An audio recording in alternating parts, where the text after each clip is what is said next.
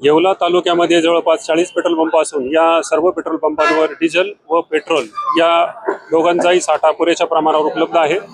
तसेच भविष्यात देखील या पंपांवर पुरेसा साठा उपलब्ध असणार आहे। त्यामुळे तालुक्यात कोणत्याही प्रकारची टंचाई नाही।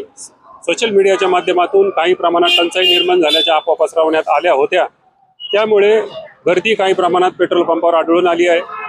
मी या माध्यमातून सर्व नागरिकांना विनंती करतो की आपल्याला आवश्यक असेल तेवढेच पेट्रोल डिझेल आपण खरेदी करा, साठेबाजी आपण करू नये। पेट्रोलियम कायद्यानुसार सुट्टे म्हणजे कॅन, ड्रम किंवा बॉटलमध्ये पेट्रोल पदार्थाची वाहतूक करणे, हाताळणे हे कायदेशीर गुन्हा आहे, ते करता येणार नाही। पेट्रोल पंप चालकांना सुद्धा आवाहन करण्यात येते की त्यांनी अशा प्रकारचे सुटे पेट्रोल डिझेल विकू नये। अशी बाब आढळून आल्यास त्यांच्यावर सुद्धा कारवाई करण्यात येईल। नागरिकांनी घाबरून जाण्याचं कोणतेही कारण नाही, पुरेसा साठा उपलब्ध आहे।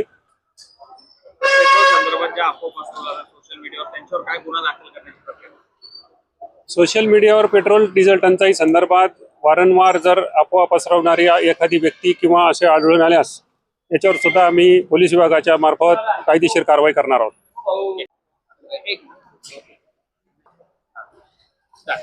नमस्कार, मी बनकर पाटील पेट्रोल पंपाचा डीलर विनोद अंबादास बनकर। सध्या राज्यात जी इंधनाबाबतची शक्यता निर्माण जाणवते लोकांना ती पूर्णतः चुकीची आहे।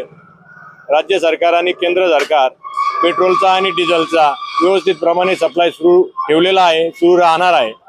लोकांनी विनाकारण सोशल मीडियाच्या कुठल्या तरी अफवांना बळी पडून विनाकारण इंधनासाठी गर्दी करू नये। विनाकारण बाटली, कॅन, डब्बा याच्यामध्ये इंधनाचा मागणी करू नये। सुरळीत माल आहे आणि सुरळीत सुरू राहणार आहे याच्याबाबत कंपन्यांकडून आम्हाला पूर्णतः आश्वासन देण्यात आलेलं आहे। विनाकारण ग्राहकाने उपलब्ध असलेल्या मालासाठी पळपळ करून कुठल्या तरी नवीन एक त्यांच्या मागे ग्राहकामागे अडचणी निर्माण होतील असं वागू नये आणि इंधनासाठी रिकामी गर्दी करू नये। माल भरपूर प्रमाणात उपलब्ध आहे।